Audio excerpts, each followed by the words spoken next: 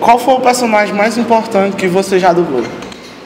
Eu acho que, não sei se ele é o mais importante, assim, mas é o mais, acho que, significativo, acho que é o Ash mesmo. Não tem como, acho que ele está em outro patamar em relação a qualquer outro. Porque, de fato, é o mais pop, é o mais famoso, globalmente, não estou falando em relação a mim, assim, no mundo, as pessoas conhecem mais a figura, e da longevidade. A série vai para o seu 18º ano, a gente está gravando o 17º. Então, nenhum outro personagem eu fiz tanto tempo, por tantas temporadas, e teve tanta repercussão. Então, eu acho que é o Ash, acho que é o personagem mais emblemático, assim, que eu faço até hoje, que me acompanha por mais tempo. Eu faço o Ash há 16 anos. Então, nenhum outro personagem tem essa relação. Então, acho que ele está meio classificado, assim. Olha só, a gente está vendo uma certa transição de certos artistas que não são necessariamente dubladores para a área da dublagem. Como é que vocês, dubladores, encaram isso? Eu acompanho o trabalho do Biggs e ele comentou o trabalho daquele cantor do Roger, fazendo Battlefield. E assim, a gente fica, o fã fica meio chateado por ter um trabalho ruim e os dubladores ficam assim nesse esquema também. Como é que vocês lidam com isso? Eu acho que tem coisas que precisam ser separadas aí. Por exemplo, esse trabalho de eu, por exemplo, nem chamo de dublagem o que eles fizeram, localização de game. Que outro processo, não tem que sincronizar, é outra referência, outra maneira de gravar, outra relação com o projeto, não, é outra coisa. Então tem muita gente muitos dubladores até que nunca fizeram isso, não são os mesmos pré-requisitos para fazer. Isso é uma coisa. Já fiz algumas localizações, acho legal, acho divertido, é um trabalho diferente e é um trabalho com uma outra abrangência, outra relação mesmo que as pessoas têm, né? Você compra o jogo, é outra interatividade, você é mais ativo, tal, é legal de fazer. Mas é bem diferente da dublagem. A dublagem demanda outras coisas. Mas, ao mesmo tempo, nós temos celebridades dublando. Eu não acho isso ruim. Eu acho isso bom, porque, na verdade, isso está sendo feito como divulgação do filme. O cara não vai se tornar um dublador, ele não vai trabalhar disso, ele faz outra coisa. A graça, justamente, é colocar ele nessa situação. Muitas vezes o resultado não é bom, azar pro próprio cara, entendeu? Então, não tem muito o que fazer assim. O trabalho responde por si só. Muita gente vai ver o filme em função disso, pode se decepcionar ou achar muito bom. Na pior das hipóteses, se é muito bom, a gente vai ter um bom dublador aí para contar ou não.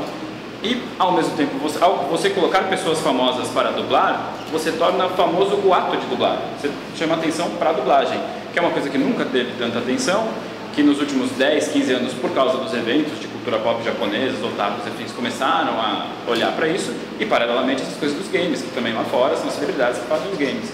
Eu acho que é bom para a dublagem, mais do que ser danoso, mais do que esses caras estarem destruindo o mercado, muito pelo contrário, eles estão jogando luz nesse mercado e estão fazendo as pessoas conversarem, debaterem sobre isso. Até que ponto é interessante você colocar um músico para fazer isso, quanto compromete a obra ou não, quanto isso vai vender mais ou menos, vai ser melhor ou pior, gera discussão. Então eu acho que isso só é positivo. Claro, ele vai levar mais tempo para fazer, talvez ele ganhe mais, talvez o resultado não fique tão bom, mas eu acho que o dublador não tem que se sentir ameaçado por isso, assim, porque não vai ser isso que vai tirar o trabalho dele, muito pelo contrário.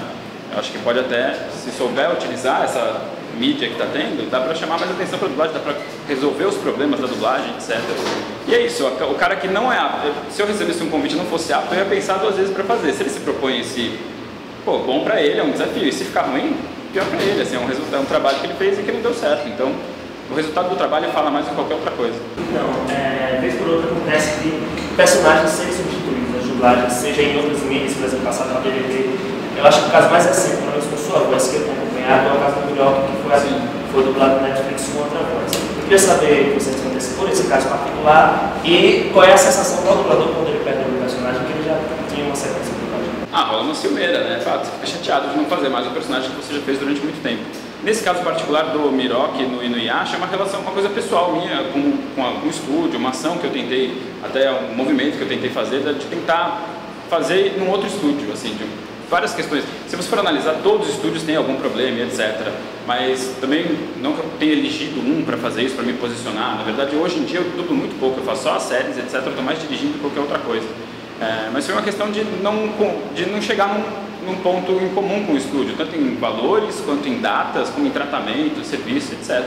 Eu fico muito chateado, porque a última coisa que eu tinha dublado nesse estúdio tinha sido justamente há 2 anos o Inuyasha, os episódios que faltavam para o DVD. Então não é que a gente não tinha uma relação, a gente trabalhava junto, mas especificamente nesse projeto.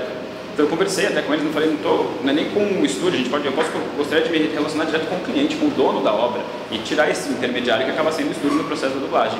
Mas não foi possível, não sei se as minhas demandas foram repassadas, etc. Você sempre fica com esse fator estúdio no meio do caminho, não dá para saber o quanto a gente está conversando com as pessoas certas.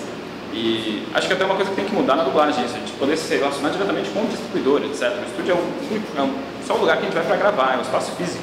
Não tem que ter uma relação autoral com o trabalho nem nada, a parte está entre os artistas e o dono da obra. E aí a gente se desentendeu nesses aspectos e não rolou. Eu fico chateado porque, de fato, gosto de fazer o Miroca, um dos personagens mais bacanas, a gente ficou muito tempo sem fazer. Tanto que a série não foi feita nesse estúdio, a gente fez no Paris e há 7 anos, há 8 ou 9 anos, ninguém fazia nada de Inuyasha. A gente fez só esses episódios finais para fechar o DVD e agora esses filmes. É um projeto muito anterior a esse estúdio, a essa relação, porque poderia ser vista, ou poderia ter gravado em outro lugar. Acho que não houve boa vontade, assim, pra gente chegar num entendimento. E infelizmente isso acontece, eu fico chateado, claro, eu adoraria estar fazendo. Eu nem assisti, assim, não vi o resultado final. O cara que fez veio falar comigo, até falou assim, pô, eu vi lá, recebi uma escala, vi que era um personagem que não fazia muito sentido eu estar fazendo, mas eu fui lá e acabei fazendo. Pô, se vir falar isso agora, não é tarde demais. Se você me avisa antes, a gente pode conversar, eu posso te explicar melhor a situação, mas se você está entrando em contato comigo para falar que fez, paciência, já está feito, já está gravado, boa sorte. Agora, se fosse antes, a gente poderia conversar, poderia explicar melhor a situação. Tem uma questão trabalhista da relação dos dubladores entre si e uma relação com os estúdios, assim. Então, são vários embrólios que acabam desaguando nisso, assim. Eu fico chateado por causa dessa relação e por causa da obra, pelo meu carinho com o personagem e tal. Mas acho que não vai ser a primeira nem a última vez que isso vai acontecer, então é normal. Acho que foi a primeira vez que aconteceu comigo. Eu tenho muita sorte, porque nesses 20 anos só tem acontecido uma vez, então ainda estou no lucro, eu acho. Você começou a dublar quando você foi com 15 anos? Eu tinha 11 anos. 11 anos.